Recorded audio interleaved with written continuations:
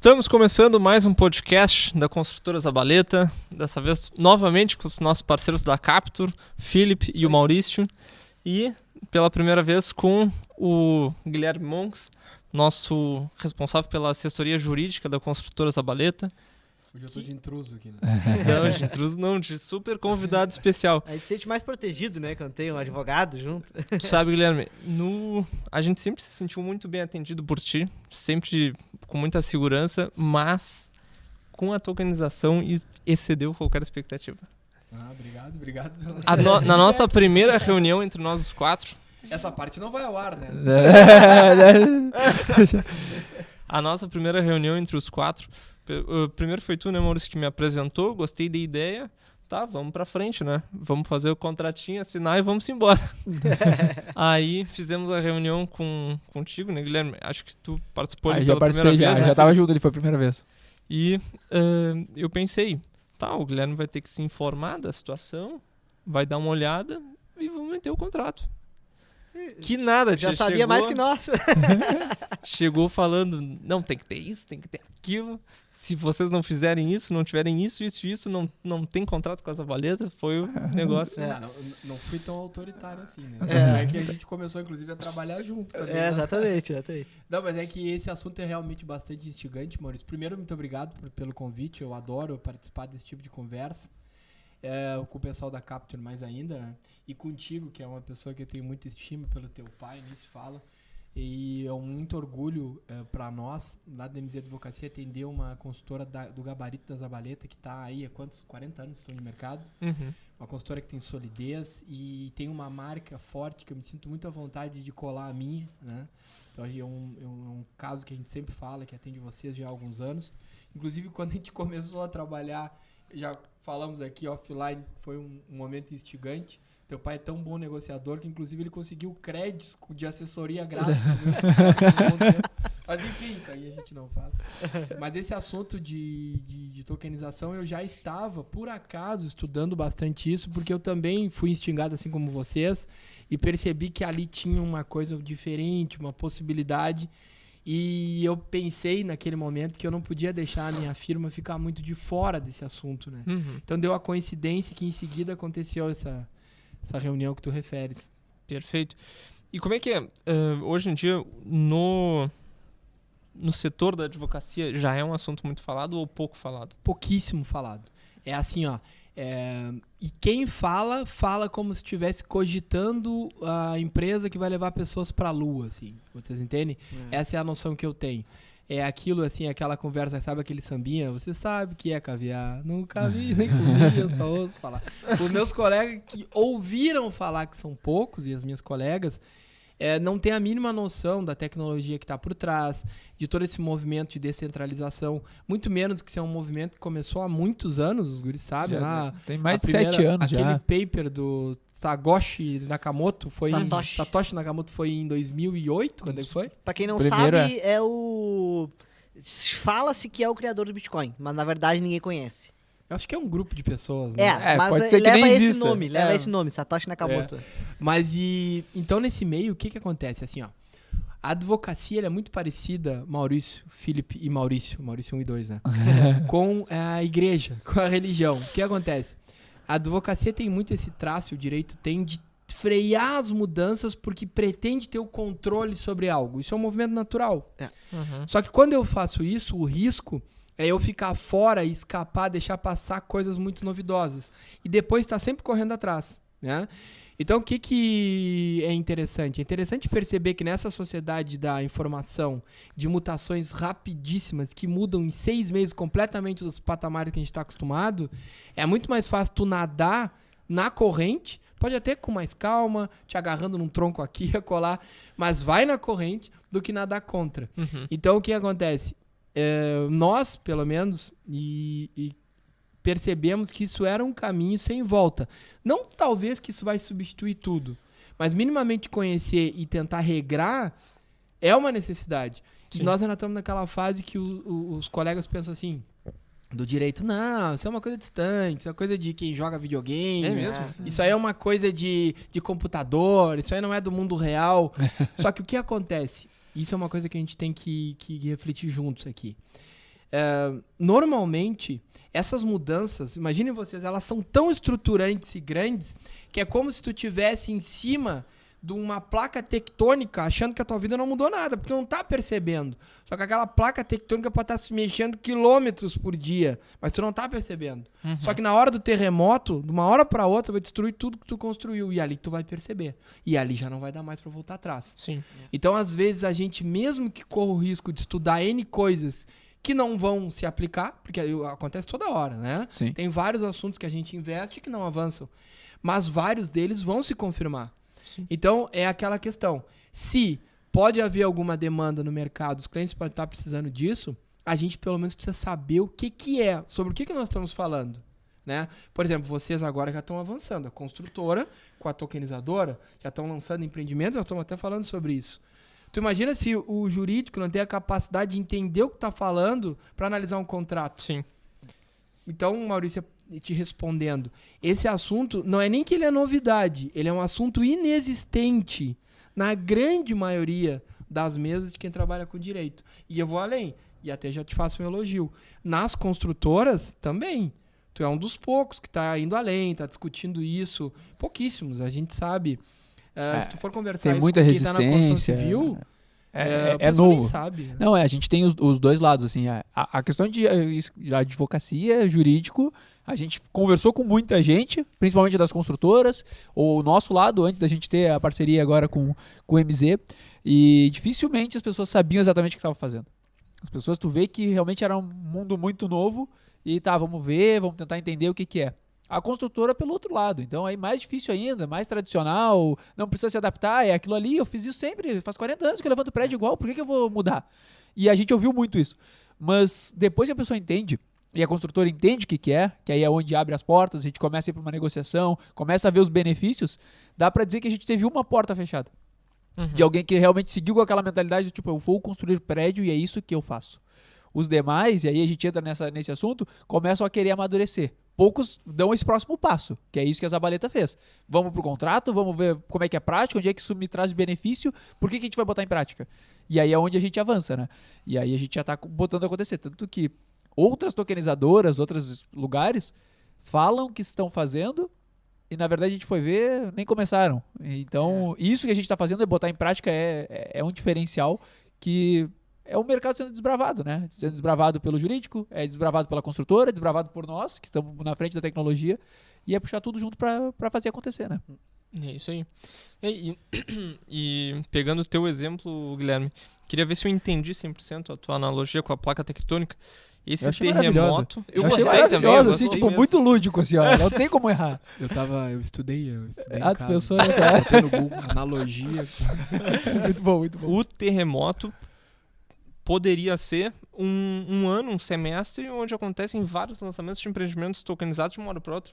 Seria um pouco isso o terremoto? Sim, acho que sim, mas seria assim, ó. Na verdade eu exagerei. Imagina, o terremoto seria um flash assim, no tempo muito rápido, concentrando. Tô exagerando aqui para ficar mais interessante. Mas imagina que fosse um terremoto que seria 2 graus na escala Richter, aquela só que ia durar 4, 5 anos, que é o tempo que uma consultoria ia demorar para perceber que tá perdendo, os clientes ia quebrar. Olha só, raciocina comigo. Às vezes, num mercado muito competitivo, Maurício, muito competitivo, os detalhes te trazem a margem. Sim. Não é nem sempre o detalhe que faz tu quebrar ou não. Aí talvez seja um pouco de exagero, mas o detalhe pode trazer a margem. E a margem pode fazer que tu fique competitivo e tu cresça. E às vezes a falta dela, no longo prazo, pode fazer que tu quebrar. Chincalha. Agora, tu imagina assim. Tu imagina que nós estamos tratando num mundo em eterna evolução. E que hoje nós estamos lidando com pessoas que estão economicamente ativas e se criaram jogando videogame, mexendo no computador, numa cabeça, num mundo digital. E essas pessoas vão começar a investir em imóveis, em outras coisas também. Será que essas pessoas não vão estar muito mais propensas a investir no mercado imobiliário dessa forma, com a tecnologia? Ou eles vão preferir como o pai, os avós faziam com contratos, com aquela conversa antiga, com aquele corretor de imóvel mais antigo, que segue, o corretor de imóveis segue muito válido, só que ele tem que também mudar os ares. Então eu quero dizer que vai corroendo, E quando a gente se dá conta, não dá mais tempo. Uma outra analogia que eu gosto muito é a do sapo na panela de água quente. Já ouviu essa analogia? Já. Se eu coloco vários sapos na panela de água quente, mas ela já tá fervida, eu largo eles ali, eles já vão pular e vão sair fora. Agora, se eu vou esquentando aos pouquinhos, coitado do sapo não se dão conta quando eles morrem cozidos. Muitas vezes acontece isso quando a gente resiste a uma mudança. Só que existe um ônus também. O ônus é tu dar muita canelada e cabeçada em várias mudanças que não se confirmam pra acertar numa ou duas. Sim. Só que eu prefiro ser o caneleiro que erra em 8, mas tá por dentro de 2, do que ser aquele cara que tá sempre se segurando e tá fora das 10 e não entende quando as coisas mudarem. Então, assim, pode ser que hoje o que a gente esteja pensando em fazer não se confirme no tempo e se veja que também não era uma coisa, mas é muito provável, Maurício, que isso seja um primeiro estágio de uma mudança maior ainda. Uhum. Pode ser que a gente esteja discutindo hoje um pequeno tópico de algo que pode ser muito maior. E eu vou dar um exemplo. Se nós estamos falando em tokenizar e vender pequenos pedaços com a tecnologia debaixo do braço, na blockchain de imóveis, agora, do jeito que as coisas são, mas será que isso vai ser assim no futuro, se eventualmente o governo se dobrar e começar a botar na blockchain todo o registro imobiliário? Será que aí nós já não vamos fazer uma escritura que rode em cima da blockchain? Uhum. Então, esse tópico é uma coisa que a gente tem que pensar com relação a essas mudanças. Uhum. Essa analogia eu adorei, porque trazendo para quebra de negócios, cara, faz muito sentido. E tu falou, claro, é uma canelada a mais, que pode ser a virada de chave, como pode ser a certeira.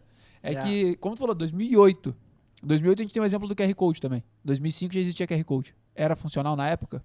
Provavelmente não. Ninguém usava. Só que hoje, o QR Code tu tá indo... E a mesma coisa da tecnologia da tokenização, enfim. Já existe há bastante tempo. Só que o time tá chegando. Uhum. E aí a gente já tá vendo que as coisas estão indo para esse caminho. E quando tu falou das novas gerações, a gente tem o caso de um sócio nosso. Ele entrou depois do projeto acontecendo porque ele teve a experiência de comprar um apartamento e dizer, cara, eu não quero ir num cartório. Eu não aguento mais essa modalidade tradicional. Eu enxergo que isso vai acontecer naturalmente. Então eu quero estar dentro dessa empresa por isso.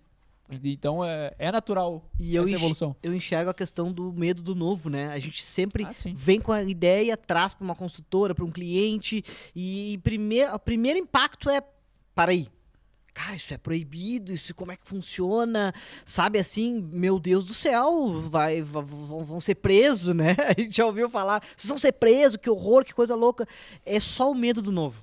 Uhum. É aquela primeira reação. Quando começa a entender, começa a clarear. Bom, realmente, faz sentido aqui, faz sentido ali, qual órgão que regula, como que está sendo feito. Isso é a importância do jurídico, né? Exatamente. Jurídico Por isso que o Monk está sentado aqui, né? Exatamente por isso, porque as pessoas têm aquela coisa do, meu Deus do céu, que coisa horrível, né? Antes era meu Bitcoin. Que é isso? Você vai transacionar dinheiro assim? Que horror. Hoje em dia, tá. Bitcoin, transaciona. Mas Maurício, não vamos longe. Há um tempo atrás, imagina se tu falasse pra alguém que ela não ia ligar pro teletaxi, ia pegar um aplicativo e chamar um carro. Exatamente. O que foi a reação das pessoas? Não pode, lembra? Existe, eu concordo muito contigo. As pessoas se agarram a uma realidade, porque às vezes o nosso cérebro é assim. Nosso cérebro é um órgão, muitas vezes, programado pra economizar energia. Exatamente. Então a gente tá sempre em stand-by. Nosso cérebro tá, não, calma aqui, não, fica do jeito que tá. Não sei que vai dar muito trabalho. Sai da zona de conforto. E a nossa charla aqui agora tem um pouco a ver com isso. Quebrar alguns paradigmas, né? Só que eu acho que seria interessante também, eu acho que tu também já deve ter pensado nisso, já que tu que manda aqui, o podcast é teu, a gente talvez tentar desmistificar e explicar o que é o que é a tokenização, como é que funciona, porque eu tenho certeza que é muito mais simples do que as pessoas imaginam. Não parece? A gente teve um outro papo, que foi isso que até que o Maurício trouxe para nós, que o Zabaleta trouxe exatamente isso. Vamos falar o que é simplificando. Vamos conversar no beabá, o que é a tokenização. Porque se a gente for falar de tokenização, é isso aí. A gente vai pro Bitcoin, a gente vai pro fracionamento de qualquer coisa, a gente vai pra digitalização de uma propriedade, e aí não é acho que não é a ideia da gente falar em tokenização, a gente não vai falar em uma hora, né? A gente vai precisar de umas semanas estudando. Introduzindo essa explicação que eu gostaria muito que tu nos trouxesse, Guilherme. Nessa história de tokenização, eu decidi realmente investir uns 30 dias para correr atrás disso, viabilizar um apartamento e me inteirar da tecnologia, inteirar a Zabaleta da tecnologia. Uma das metas que eu diria que nós temos, né, é ouvir um corretor de imóveis ou outras pessoas que não estão tão nesse meio explicando de forma super simples para um amigo. Porque a gente conseguiu levar essa informação de forma muito simples. Uhum. Então, manda lá como é que... Pô, mas aí tu me deixou mal na foto. Porque Te trouxe uma responsabilidade Não, muito grande. eu tô na frente dos donos de uma empresa que trabalha com isso. O que eu explique? Não, eu tô Eu brincando. quero saber se tu entendeu.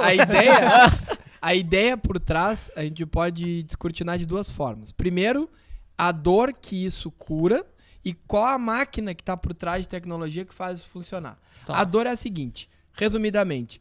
Como eu faço para poder investir no mercado imobiliário mesmo tendo pouco dinheiro? Ponto. Essa era a grande barreira. Uhum. Do jeito que as coisas são hoje com os contratos normais, quando a gente vai comprar um imóvel na planta, especialmente para se beneficiar daquela valorização entre a data da aquisição na planta até a entrega da unidade, a única forma, né, era dar uma boa entrada, ficar pagando parcelas mensais, balões, ou ainda ter todo o dinheiro à vista Uhum. em unidades que a gente sabe que podem custar partindo aí de 200 até milhões de reais. E muita gente fica de fora. E às vezes, não porque não tenha o recurso, às vezes porque não quer se expor com uma parte tão relevante no seu capital. Sim. Eu posso ter uma carteira diversa, com valor relevante, mas quero me expor a ativos internacionais, ações, fundos imobiliários, um pouco em real estate, um pouco em imóveis. Eu não quero colocar tanto. Para mim não faz sentido. E tampouco também não faz sentido ficar tão alavancado ali com uma unidade imobiliária que depois eu posso ter dificuldade de vender. Então, a dor, o remédio é a tokenização, porque permite que se venda pedacinhos dessa unidade com a tecnologia, Uhum. e isso pode inclusive ser alvo de revenda, caso ocorra a valorização. O conceito básico é comprar na baixa, quando está recém sendo lançado o empreendimento, esperar essa alha que existe no mercado em si, torcendo para que ele se valorize, relembrando que não é a construtora que vai fazer aquele ativo se valorizar, nem a tokenizadora, é um elemento que não se tem controle nenhum, que é o próprio mercado imobiliário, tal qual, igualzinho acontece quando a gente compra um imóvel na planta de forma ortodoxa, digamos assim. Uhum. Então, comprando na baixa, esperando valorizar para que a unidade seja liquidada, vendida e eu resgate aquele valor com essa correção, com esse ganho de capital que houve no período. Então, a ideia da tokenização é expor as pessoas com pouco capital a uma valorização no mercado imobiliário, o qual, historicamente, tem se mostrado muito resiliente. Entra guerra, sai guerra, entra governo, sai governo, inflação, tablita, tablada, tudo que vocês podem imaginar já aconteceu no Brasil, o mercado imobiliário sempre se manteve lá firme. O gráfico que mostra a valorização do mercado imobiliário, ele é assim, ó. Só que se olhar, abrir o mapa, olhar o big picture, ele sobe. Ele tem estabilidade, ele é firme. Por isso que o nome é The Real Estate, né? Uhum. Direito real, propriedade real, uma coisa firme. Agora, como isso existe? Como é que a gente consegue... Porque as pessoas podem pensar, tá, mas aí não tem nenhuma novidade. Era só a consultora fazer uma gestão contratual complexa, assinar os contratinhos com todo mundo do jeito que faz, só que um contrato, 1.000 pila com fulano, 500 com ciclano. Só que isso, na prática, ia ficar impossível de gerir. Ia ser pouco transparente para quem fosse adquirir. Como é que eu ia controlar essas regras dos outros contratos com os outros se eu não tivesse uma forma de tecnologia, que tivesse tudo tabelado, atualizado automaticamente? Uhum. Eu não ia ser muito complexo. Imagina se nós fôssemos dividir um apartamento de 1 milhão em 10 mil tokens de 10 mil. Imagina, né? Ou 100 mil tokens de... Me ajuda aí com os matemáticos. De 10 reais. 10 Não. reais. Tipo, A gente 1.000 tokens tokeniza de uma mil. casa com 13 mil tokens, Imagina, 14 mil tokens. 13 mil contratos, assim, só o De papel. custo da É. construtora de papel, de controle de planilhas, ia ser inviável. Agora, a tecnologia do blockchain descentralizada, pública, aberta, altamente confiável, que remunera com o token nativo, o Ether, ou o Bitcoin, enfim, Solana, enfim, aqueles que trabalham, são milhões minerando e validando aquilo, já abre um espaço incrível para que uma empresa de tecnologia use isso, programe em cima dessa rede uma solução, um portal que fica online, como se fosse onde eu controlo as ações, outros ativos que eu tenho, e eu consigo ver quanto eu tenho, tá comigo, que dia eu comprei, previsão de resgate, qual a valorização que está acontecendo naquele momento. E o melhor, de forma automatizada, porque eu entro no portal, faço o Pix ou coloco o recurso e já adquiro imediatamente o token através da tecnologia. Posso fazer isso com o meu celular, posso fazer no computador. Então eu democratizo, eu facilito. Eu tiro aquele peso, aquela burocracia que corre contra. Então esse é um mundo que acabou encontrando uma viabilidade. Só que, se a gente parar para pensar, a tokenização, que na verdade é um termo não muito adequado. O mais correto seria blockchainização. Só que o nome é feio e o pessoal chama de tokenização. Mas o segredo é uma plataforma de tecnologia, uma solução, um algoritmo, um software programado numa base de blockchain, na linguagem respectiva. Esse que é o segredo. É aí que está a diferença. Porque também a gente poderia pensar, bom, mas então a CAP poderia programar lá, criar um software que fizesse esse controle. Só que aí ele não ia estar descentralizado, o tempo inteiro sendo auditado por todos, com uma chave pública que pode ser negociada. 24 horas por dia, 7 dias por semana. Ali que está o segredo da tokenização é o blockchain. Por isso que a tecnologia é tão importante aqui. E é por isso que isso tende a se fortificar. Porque quem já conhece essa tecnologia começa a ver uma possibilidade de conectar aquilo com o mundo real, o mundo mais ortodoxo. Então, se eu uso essa tecnologia para investir no quê? No mercado imobiliário, em imóveis, que é uma coisa que conecta. Vocês entendem que nós estamos dos dois lados da ponta? Seguro com uma inovação. Então, basicamente, não sei se o pessoal conseguiu entender, ficou mais complicado ainda. Me parece que é por aí. Agora vamos ver. Deixa os especialistas Mas resumindo em uma frase, é poder comprar o imóvel na proporção que tu quiser. Com o uso da tecnologia. Com o uso de tecnologia. A tecnologia tá aí pra gente... A gente bateu bastante nisso, né? Da gente conversar, de trazer isso pro mundo palpável. Tudo bem, a tokenização, ou blockchainização, enfim. Como a gente vai falar... Blockchainização. Como a gente vai usar isso, é que nem a gente brinca que é o carro. Tu não precisa saber como é que é feito o carro. Precisa saber dirigir o carro. E é isso que a gente faz com a plataforma. Mas tu precisa confiar na montadora do carro. Exatamente. Se tu não confiar na montadora, na construtora, e quem trouxe as tecnologias para a construtora fazer, não faz sentido. Então é isso que a gente fala. O processo, como a gente vai fazer, isso é tecnologia por trás. Tu precisa entender o que tu tá comprando. O que tu vai utilizar todos os dias. Que aí é o teu token. Tá bem, obrigado por avisar. Ó a tecnologia. Meu celular quer participar da conversa, que não deu errado nada. Tudo bem. Que bom, obrigado por ter avisado já. Mas, então, assim, a gente tem esse processo que a gente precisa simplificando tudo, é isso, para trazer para nós, principalmente para a construtora, né, que é a parte mais tradicional do processo, continua vendendo imóvel, continua tendo aquela unidade tem que ser da construtora, tem que estar a unidade física lá. Sim. É uma unidade que não pode ser vendida, a construtora vai vender para terceiros. Não, ela tem essa responsabilidade com os donos do token. Então tem toda essa parte de garantias, né, que é o que a gente sempre faz, que é o nosso contrato tradicional, que o jurídico interfere para ter esse modelo tradicional. E aqui, aproveitando o gancho tu gostaria de falar? Não, pode prosseguir. Interrompe, se eu me interromper, tu me corta minhas asas. É importante deixar claro aqui, pode estar nos assistindo, nos ouvindo, alguém do direito. E o pessoal do direito começa assim, não, mas então a propriedade eu estudei, tá lá no Código Civil, que só é dono quem tem lá no registro de imóveis. É verdade, isso não mudou. O que nós estamos falando aqui é da possibilidade, muito mais com viés de empreendedor, de adquirir direitos inerentes àquela unidade imobiliária. Tanto que a propriedade, porque seguindo a legislação, segue sendo da construtora, da incorporadora. E ela é que vai comercializar o imóvel e vai perfectibilizar os direitos dos donos dos tokens, que é direitos sobre aquela unidade. Pode ser que no futuro, Felipe e Maurício, a gente chegue num momento que seja possível, através do uso da blockchain, dessa tecnologia com tokenização, também transferir propriedade. Pode ser que o governo resolva adotar. Isso ia ser muito legal. Seria interessante. Só que a questão é, nós estamos diante de um paradoxo aqui no fim. Aí a gente vai Porque a questão, burocracia. qual é o segredo principal da blockchain? É que ela é descentralizada. O que os governos gostam? Não querem isso. De centralização. Eles já estão se debatendo com as moedas. Então, todos os governos, a primeira coisa que fazem, criptoativo não é moeda corrente. Bitcoin não pode. Só que agora já começou alguns países a reconhecer. Áustria, Suíça, um país aqui na América Central. Então eles já estão aceitando que aquilo Eles se deram conta que não adianta lutar contra a maré. Não, para aí, tá muito forte essa maré. Vamos tentar ver um jeito de... Mas no direito de propriedade, né, Maurício, a gente ainda tá muito longe disso. Mas, de novo, estar longe no sentido de poder comprar um imóvel via tokenização sem ter que ir no cartório, até concordo. Agora, nós já estamos muito perto, já estamos de mãos dadas com o poder comprar direitos inerentes a um imóvel. Se eu tiver a visão de empreendedor, ou se eu quiser ter ter algum direito de uso, por exemplo, com o pessoal que fala multipropriedade. Vocês se deram conta que multipropriedade não é multipropriedade? Porque eu não tenho vários proprietários. Eu tenho na fidúcia alguém que é proprietário no imóvel imobiliário e tem um direito contratual de usufruir um período por ano. É a mesma ideia que tem, só que lá eles não usam tecnologia. Sim. Aqui a gente usa. Então a gente não pode confundir as coisas. E o Felipe foi feliz quando ele falou, a consultora vai seguir com o modelo de quem que... eu quero... Não, mas eu quero comprar um imóvel para eu morar, para minha família, para o meu filho, a minha filha. Perfeito, segue. Vai seguir existindo essa modalidade, vai se fazer escritura, transferir no imóvel imobiliário.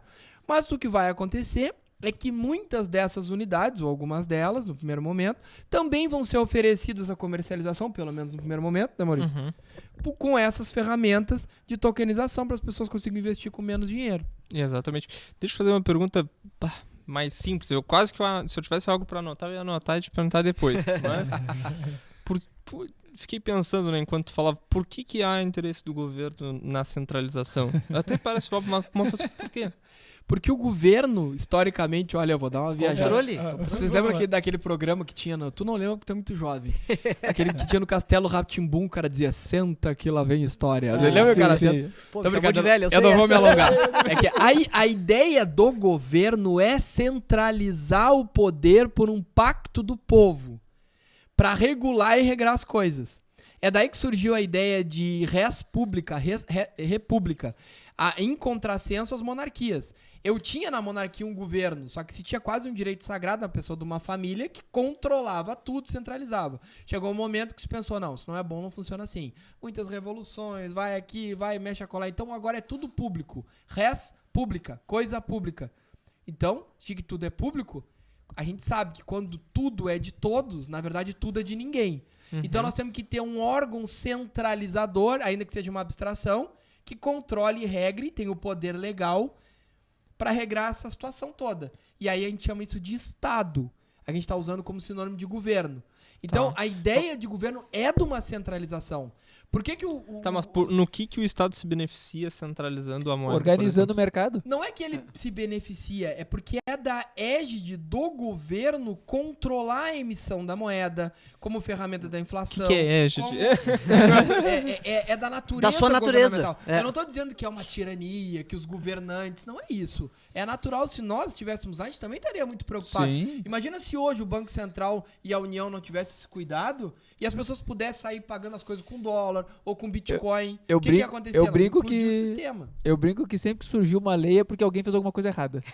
Se aquilo lá virou lei, por que surgiu? Porque alguém tentou fazer errado. Não foi do nada. Alguém tentou ir lá e fez assim, disse, isso aqui não é certo. Só que assim, será que nós não temos espaço para fazer um modelo um pouquinho mais híbrido? Sim. Não é que não vai deixar de existir essa centralização governamental, mas será que não tem algumas áreas, Maurício e Felipe e Maurício, que a gente não pode diminuir isso um pouco e também, ao mesmo tempo, trabalhar com figuras descentralizadas? A gente já está vendo que sim. Tanto é verdade que a própria Receita Federal tem uma instrução normativa desde 2018 reconhecendo criptoativos. A CVM também tem. A IN88, 2022, a IN76. Tem que declarar tudo certinho. Exatamente, eles já sabem disso. Só que aqui nós não temos esse problema. Tá. Porque a gente não está falando de token como moeda. Nós estamos falando de token como representação de um ativo que existe no mundo real. Por isso que a Capital usa lá o que a gente chama de utility token para fazer essa representação. Você te responde, eu te confundi ainda mais. Não, foi respondendo, mas eu fiquei pensando... então, pro Estado ia bagunçar um pouco, permitir muitas moedas, basicamente pelo recolhimento de impostos. E pelo controle da inflação, para controlar o fluxo de produtos, a balança comercial. Existe uma outra coisa que o Estado tem que ter uma reserva para fazer frente a todo aquele circo, aquela Então, porque circularização perde de dados, moeda. basicamente. O Estado perde o controle, ele perde ferramentas importantes. Ele deixa de fazer sentido se ele não tem controle em alguns aspectos. Por exemplo, eu vou te dar outro exemplo. Imagina que o Estado não tivesse o controle da legislação. Tá. Que não pudesse advir só dele o poder de polícia e a lei. Nós íamos viver um Ia ter ambiente N de leis. anarquia. Simplesmente nós íamos nos juntar aqui, fazer uma constituição nossa e dizer, nós não queremos seguir o Estado, vamos seguir as nossas leis. E isso ia impedir a paz social em algum momento. Então, essas coisas, elas são disruptivas, mas elas têm que ter um tempo de disrupção para que a própria sociedade vá se reorganizando e absorvendo aquilo tudo. Mas eu acho que é o formato híbrido. Eu acho que é isso que tu matou ali. Eu acho que não tem, até não seria bom se não tivesse o Estado também regulamentando algumas coisas. A gente precisa ter um meio do caminho. Talvez certeza, tudo que tá solto também não é de ninguém, como tu falou. Só que aí a gente precisa entrar no meio de aonde que o cartório extremamente tradicional, sem inovação, sem saber o que é um token. Hoje a gente foi lá com o token do tela azul, né? O pessoal lá, o que é isso? Que token? O que vocês querem registrar token aqui no cartório? Vocês estão loucos? Vão embora. Mesmo podendo. Enfim, mas de uma outra maneira. E aí a gente tem que fazer a união desses dois mundos. Que eu acho que é aí que tá o cartório entender o token e talvez a gente ver como linkar essas duas coisas, de Exatamente. trazer essa propriedade digital pro mundo real também, pro meio tradicional. Que aí é o mundo perfeito, né? A gente chegar lá e fazer essa transferência em estalos de dedos. Exatamente. E claro, é que a tua pergunta acabou sendo muito mais abrangente, né? Se eu quisesse falar bonito, eu diria conglobante. Muito mais Jurídicas. abrangente do que provavelmente nós estamos falando. Aqui a gente está focado num nicho específico. E, de novo, eu vou voltar. Isso é interessante porque isso sana a dor de alguém. Sempre que eu tenho uma tecnologia, alguém prestando serviço, enfim, por exemplo, a Zabaleta, qual a dor? Imóveis de qualidade para as pessoas morar, ou locar, ou vender. Sim. Claramente eu tenho um propósito, vou resolver um problema de alguém. Eu cobro por isso, vou me remunerar justo, ótimo. A Capture, qual a dor que ela está sanando? Ela está permitindo parceria com boas construtoras, como é a Zabaleta, que aquelas pessoas que querem se expor ao investimento no mercado imobiliário, que tem menos condições e querem usar a tecnologia, ou até as que têm muitas condições, mas E não preferem querem, usar também. possam chegar. Então a gente consegue chegar nesse momento de que aqui a disrupção ela não chega ao ponto de descumprir nenhuma regra vigente. Tudo que nós estamos falando aqui não escapa do arcabouço jurídico, do conjunto de normas. Tem horror dessa palavra arcabouço. Né? Do Parece uma conjunto coisa medieval. de normas, gente, não tem nada de ilegal. O que existe é uma falta de cobertura. Imagina que nós estamos deitados numa cama e o cobertor é curto. A gente tapa a cabeça, tapa o pé. É isso que está acontecendo aqui. A operação com tokenização tem algumas coisas que a legislação ainda não se atentou. Então a gente chega nessa dúvida. E foi o que o Maurício falou. Ah, mas isso não pode. Ah, mas vocês são presos. Porque as pessoas têm essa impressão. Se não tem uma lei dizendo que pode, então eu não posso. Mas, na verdade, no mundo privado, a gente sabe que é o contrário. O princípio da livre iniciativa garantido na Constituição Federal, no artigo 170, 179, por aí vai, ele diz que há livre iniciativa para atividades econômicas, há um direito de propriedade. Então a gente tem que mudar o mindset, entender que o que não está proibido, que não ofende a legislação, eu posso fazer. Então é uma pergunta que eu coloco nessa mesa. Aonde existe uma proibição nós fazermos tokenização de unidades imobiliárias? E faço o desafio para aqueles que acham que isso não pode. Me tragam aqui um dispositivo, uma lei que nos mostre... Mostra onde diz que é proibido. Sim. E eu acho que essa que tinha que ser a discussão. Só que o pessoal inverte. O pessoal isso aí. pergunta assim, Onde qual é é a que lei pode? que diz que vocês podem? Pois é. Eu acho que é isso aí. A gente começou desde o início dizendo onde é que não pode. Foi desde o primeiro que a gente falou de organização se não é proibido, é permitido. Então, se é permitido, aí vamos regulamentar com o tempo, vamos entender e aí vão nos dizer como vai ser feito. Mas até lá a gente vai fazer. Vamos botar a E rodar. essa é a grande diferença, né? A gente tomou frente e decidiu, vamos fazer e ponto final. Né? E a diferença de algumas pessoas que às vezes vêm conversar com a gente. Tá, mas por que vocês estão fazendo assim? Como é que estão fazendo? Bom, gente, a gente tá fazendo. Ah, vão questionar, vai vir uma regulação. Beleza? Pra isso a gente tem jurídico, né? Exatamente. A gente tem um corpo jurídico que nos apoia. Também deixar claro aqui para os nossos ouvintes que não se está colocando na mesa em nenhum momento operação financeira e nem operação com valor mobiliário via oferta pública. Nós estamos automatizando com o uso da tecnologia de ponta contratos de aquisição de direitos imobiliários. Quem se confunde e acha que isso aqui é uma operação, essa tokenização seria uma operação com valores mobiliários, então obrigatoriamente vai ter que dizer que tudo que as construtoras fazem teria que ser regrado pela CVM. Porque elas vendem contratos, não vendem? Promessa de compra e venda na planta? Sim. E a mesma coisa. Aqui a única diferença, nós estamos usando a tecnologia para picotar mais ainda essas cotas, para democratizar mais o acesso. Então, está se comercializando direitos inerentes a unidades imobiliárias. Sim. Não um valor imobiliário num contrato de investimento coletivo ou algo do gênero. É isso que precisa ficar bastante claro. Por isso que a gente tem confiança e solidez no que está se fazendo. Perfeito. E, Guilherme, o que exatamente desconfigura um contrato coletivo de investimento? Aqui, basicamente, é que a Alia está lançada na valorização que a unidade Do vai mercado. ter pelo mercado imobiliário, que nenhum de nós aqui controla. Imagina se nós Tem controle. controlássemos. Pô, a Zabaleta controla, ele tá sentado aqui, né? E eu digo que existe uma prova muito clara de que isso acontece devido a um fator externo. Se tu comprar no pré-lançamento, ou antes do pré-lançamento, enfim, né? E daqui a 6 meses o prédio não tá no segundo andar, ou nem foi feita a fundação ainda, mas já houve uma valorização. Isso é a prova real de que existe um fator externo que faz com que haja essa valorização e não o esforço de alguém que está fazendo lá, o empreendedor que está fazendo aquele trabalho. É óbvio que alguém pode dizer, não, mas isso aí decorre do esforço da consultora. Não, o esforço da consultora é uma decorrência normal para permitir que exista a unidade. Ela está cumprindo a contratualidade. O que nós estamos falando aqui é uma valorização. É como se a gente dissesse assim, se a Zabaleta Expectativa de tivesse ganho, a obrigação dela é o custo que ela está orçando à venda agora. Né? Só que nós estamos falando de uma valorização que está sujeita a um fenômeno mercadológico que a Capture nem a Zabaleta, muito menos Ninguém tem controle. É o mesmo racional quando eu compro um apartamento na planta sozinho. O racional é o mesmo. Seria diferente se aqui dependesse da performance, da atividade da Zabaleta que trouxesse a valorização. Mas por mais que vocês façam excelente trabalho, que a unidade fique espetacular, que seja bem localizado, né? Isso não influencia no que mercado. a economia vá bem, pode ter algum elemento lá que outro que faça que desvalorize. O excesso de concorrência, uma crise mercado. econômica. Bolha é o global, mercado. sei lá. trabalhando. E isso acaba descaracterizando esses contratos de investimento coletivo e oferta pública.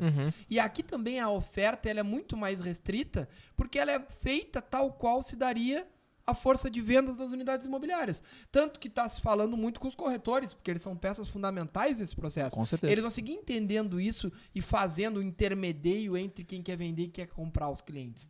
A gente não está utilizando ofertas públicas gigantescas que a pessoa sozinha pode ter acesso. Não, a gente Um home segue- broker com gráfico. Não, é um imóvel. São características do imóvel. Exatamente. E essa é a diferença que a gente está se apoiando. É óbvio que algumas pessoas discordam em algum ponto no que nós estamos falando, mas a gente está amparado nessa noção, tu entende? E basicamente é isso. Aqui é tal qual se estivesse adquirindo na planta uma unidade com a consultora. Há uma diferença? É óbvio que há. Porque aqui não há nem a pretensão de me tornar dono quando a obra acabar.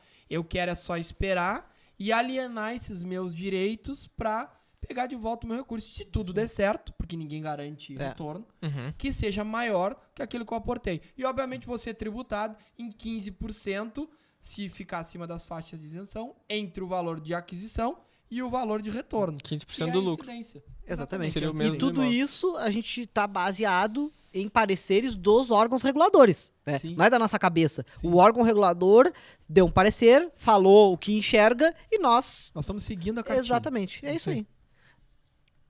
Maravilha. Na prática, a gente não pode, por exemplo, dar garantias de valorização. A gente não pode falar nem... Tipo, não pode nem... Hoje, se eu for comprar um apartamento contigo, e eu for na Zabaleta lá, se eu comprar por 1 milhão, tu me garante que ele vale 1,5 milhão daqui a X tempo? Não tem como garantir. É a mesma coisa. É o mesmo processo. E é a mesma coisa. só que A aqui pessoa nós que tá estamos falando comprando de tem que menos, entender né? isso. A pessoa tem que entender que é menos. Mas Inclusive, ela pode perder. Claro. Exatamente. Agora, o que nós podemos falar é analisar o passado e tentar antever o que pode vir a acontecer. É uma análise. Provável que não ocorra a desvalorização. E ao contrário, é muito provável que ocorra uma valorização acima da inflação. Por quê? Porque nós estamos supondo, é nada mais do que isso, com base no que histórico. aconteceu No antigamente. histórico. Todas as vezes que vai se fazer um investimento, a gente sempre faz esse juízo, né? Sim. Você tem que fazer uma análise, né? Tu não vai botar teu dinheiro numa coisa que tu não sabe o que aconteceu. E aí eu acho que aí entra as garantias da construtora. Com quem a gente tá falando? O que a Zabaleta já provou que realmente é seguro, que é sólido, que o produto é bom, O que ela que já as fez pessoas até hoje? O procuram. que ela entrega? Sim. Porque vai ter uma procura maior da Zabaleta para moradia por causa do padrão dela. E naturalmente essa procura maior faz o mercado aquecer. Mas se vem um fator externo, como o Guilherme trouxe, Claro. e aí vem um fator externo, sei lá, a partir de agora as pessoas não querem mais apartamento, mudou, agora todo mundo quer casa. E aí tende a baixar. Mas enfim, são coisas externas que a gente não tem controle, né? Mas qual é a sutil diferença entre tu mostrar uma grande possibilidade de valorização baseada no histórico e tu prometer algum tipo de valorização? Qual é a sutil diferença? Quando falam assim, esse daqui, valorização de 30%. Na verdade, se tu parar pra pensar, né, Maurício, Não é nem sutil, né? Ela é enorme a diferença. Pois é. Porque nesse modelo, por exemplo, quando tu vai lá no banco fazer um CDB vinculado à variação do DI, Tá cravado. do CDI, por exemplo, ali sim. Por isso que a gente fala de renda fixa. Já tem Uhum. como antever, inclusive. Às vezes pode ter alguma variabilidade sujeita a algum elemento de inflação. Uhum. Mas ali eu já sei, eu estou adquirindo um produto financeiro, claro. Agora, em renda variável, todos os investimentos, ninguém pode garantir. Inclusive, isso é crime contra a economia popular. E aqui, muito menos. É que a gente entende que as pessoas que vão fazer esse tipo de aquisição têm um mínimo de noção que estão sujeitas a um investimento. Só que elas estão ligadas e conectadas muito mais ao produto em si. Eu estou investindo, não é porque é com a Capture, eu estou investindo porque é por causa da baleta. Então, o que a pessoa vai comprar? Ela está comprando um pedaço, um direito de um imóvel. Ela vai querer saber qual é o histórico da Zabaleta. Normalmente, quando ela entrega no tempo, se valoriza os empreendimentos. Vamos olhar os outros que ela já construiu. Como é que está historicamente? Qual é o índice de ações judiciais, pessoas reclamando? São empreendimentos robustos que se firmaram com o tempo, cada vez mais se valorizaram, não perderam o padrão estético. Quais são os padrões de revenda? As pessoas têm conseguido vender num valor bom? Tem dado problemas? Ou são empreendimentos sólidos? Como é que é a aceitação do mercado da compra? E às vezes isso está intrínseco na pessoa, né? Porque ela já cria isso por trás. Ela já criou essa análise sem expor isso, porque tu já olhou exatamente isso. Se o empreendimento é bom, se o histórico é bom. É como se assim, ó, a Capture é só o instrumento que vai permitir ascender esse tipo de investimento. Uhum. Mas eu estou comprando direitos sobre uma unidade construída pela Zabaleta ou por outra construtora. Sim. Esse é o racional. Tá comprando um imóvel. Isso E aí. quando eu estou fazendo lidando com um valor imobiliário, um produto financeiro, é diferente. Normalmente eu estou lidando com uma empresa, ou com a empresa... Uma ou corretora. Uma corretora. Aqui não, aqui é diferente. É muito mais como a Capture fosse o instrumento que permite chegar. Entende? Ela tá ali aplainando os caminhos só para que as coisas ocorram. Uhum. Quem vai entrar em cena, quem tem um destaque total, é quem tá construindo, quem tá incorporando, quem vai entregar aquilo, quem vai cumprir as datas, que vai Exatamente. permitir que aquilo seja sólido, entende? Até porque tu não vai comprar, quando tu vai comprar um apartamento pra ti, seja lá tu olha pra quem tá te vendendo. Sim. Não Tu presta não olha atenção só na as imobiliária, que, né? Tu não pô, olha, e tu não olha só a unidade, tem número de dormitórios. Não, quem tá fazendo isso? Por que Entendo. eu vou comprar da Zabaleta? Por que eu vou fazer essa aquisição? E a gente faz a mesma coisa. A gente deixa bem claro quem é a construtora, qual é o histórico dessa construtora. Porque hoje a gente tá falando de pessoas locais, mas daqui a pouco é alguém de fora que tá vindo conhecer a Zabaleta. Então ela precisa conhecer também a Zabaleta. E eu tô falando da Zabaleta, eu não tô falando da Capture. Tem uma frase que quem gosta de falar isso, vocês conhecem o Daniel Teva, um cara sensacional. eu conheço. Sim. E tem uma frase que ele fala: todo mundo que trabalha com vendas, na verdade, a única coisa que faz é gelar coca. Por que gelar coca? Porque a Coca-Cola é a Coca-Cola, ela vem da fábrica, aquilo ali. Muito bom. Só que se eu pegar uma coca quente, toda suja, e me entregarem na sarjeta na rua, vai ser uma experiência. Uhum. Agora, se eu chegar num lugar bem apresentado, com uma mesa confortável, um garçom educado que me atenda e me entregue uma garrafinha tinindo, gelada, com um copinho, gelo, um limãozinho, é outra experiência. Aquela primeira quente lá, eu vou pagar R$1 e ainda vou achar porcaria esse negócio quente. Essa outra aqui, talvez eu pague uns 12. Se tiver ar-condicionado e for num lugar bacana, talvez eu chegue mais. A Capture gela a coca, mas quem faz a coca é a Zabaleta. E as pessoas compram coca. Elas subconscientemente vão preferir a coca gelada. E aqui o que é gelar a coca? Usar a blockchain com tecnologia para picotar e permitir que todo Através de mundo uma alcance. plataforma intuitiva, Então, de a gente fácil não pode acesso. confundir, né, Maurício? A pessoa tem confundido, achar que é a Capture que está vendendo... Não, a Capture está permitindo que as construtoras, e a Zabaleta teve uma visão, se antecipou disso, comercializem de uma forma diferente de uma unidade. Ela gela a coca diferente. A outra coca é bem geladinha também, quando vocês vendem lá os apartamentos é normal. Mas essa aqui eu acho que vai ser uma experiência diferente. É uma coca diferente. É outra coca. Web 3.0. É o iFood, né? Quando tu compra no Coca com iFood, redução de açúcar. tu Entendeu? compra de quem? Tu compra do iFood ou tu compra Do da restaurante. lancheria que está no iFood? Ponto. Esse é o melhor, e a gente sempre vai entender quando, nesse início agora dessa revolução, é isso aí, né? Tu entra lá e tu escolhe a lancheria que tu quer, mas tu usa o iFood pra isso. É a mesma coisa. Uhum. E quando o cliente compra um token, ele tá comprando a fração do apartamento, dá pra dizer que ele tá também assinando um contrato? Sim. E onde é que ele consegue ver as especificações desse contrato antes da compra? É assim, ó. primeira coisa que a gente tem que entender é que contrato é um pacto de vontades quando as pessoas chegam no consenso. Uhum. Eu posso ter aquilo verbalmente, eu posso escrever no papel, eu posso escrever no contrato eletrônico. Então a gente não pode confundir o contrato em si com a plataforma pela qual ele está verbalizado, tá? Uhum. O que acontece aqui? Por trás disso, na plataforma, a Capital, a pessoa vai dar o ok, vai assinar termos de uso da plataforma e ela também vai assinar um pacto regrando aquela aquisição daquele token. E também existe um outro contrato com cláusulas bem acabadas entre a incorporadora, a consultora e a própria ferramenta que está fazendo aquilo. É que aqui a gente muda a forma pela qual o contrato, que é a união de vontades, é materializado. É como se eu mudasse um instrumento. Eu não tenho mais o papel, agora tenho uma ferramenta de tecnologia digital. É a mesma coisa, mutatis mutandis, quando a gente usa um contrato eletrônico, por exemplo. Entendeu? Uhum. Sim. Mudou a maneira do contrato, mas o contrato existe ainda. Com certeza. É, exatamente. É isso aí. Continua atendendo ali o que precisa. E tem a mesma validade, né? Isso é muito importante. Tem a mesma validade, a gente tem que seguir as regras de Código de Defesa do Consumidor, protegendo os adquirentes, todas as regras que impõem obrigações à construtora, à empresa, a Capture que está fazendo esse intermediário e permitindo essa tokenização. Os usuários também têm algumas responsabilidades, digamos assim, né? A gente tem que ter muito cuidado com lavagem de dinheiro, então a gente tem rastreabilidade da pessoa que depositou, tem que colocar o documento ali. Não é assim, criptoativo tá, né? Não. Tem, Perfeito, o usuário também tem responsabilidades ao entrar e usar a plataforma, né? E que isso tem que ficar bem claro para todo mundo. Não é um mar de rosas, né? A pessoa chega ali e acha que a plataforma... não, aqui é um mundo terra sem lei. Para quem quer fazer licitamente uma boa operação, traz mais segurança. Com certeza. É. E é esse o objetivo, né? É o Sim. dar acesso para o pequeno, para o grande diversificar, para todo mundo. Sem Não fazer po- distinção. A gente não pode esquecer que o investimento imobiliário, o pacto, a base dele é a segurança. Quem Sim. investe em imóveis quer ter segurança. E se a gente usar a tecnologia para ser tão disruptivo que nem a segurança, Nem segurança tenha tem. mais, aí não faz sentido. A pessoa vai investir em ações, vai investir em fundos imobiliários. Aqui não. Aqui a tua pergunta é muito boa, porque leva essa reflexão. Nós estamos mudando a plataforma pela qual ocorre a contratação e a aquisição. Ela usa muita tecnologia, mas há sim o pacto e toda a proteção e todas as obrigações inerentes a quem adquire. Ele nunca vai poder se esconder, ele vai ter que justificar, ele vai ter que declarar Imposto em de renda. bens e direitos esse valor que ele tem, tal qual faria se estivesse adquirindo direitos de outra forma. Entende, Maurício? Entendi.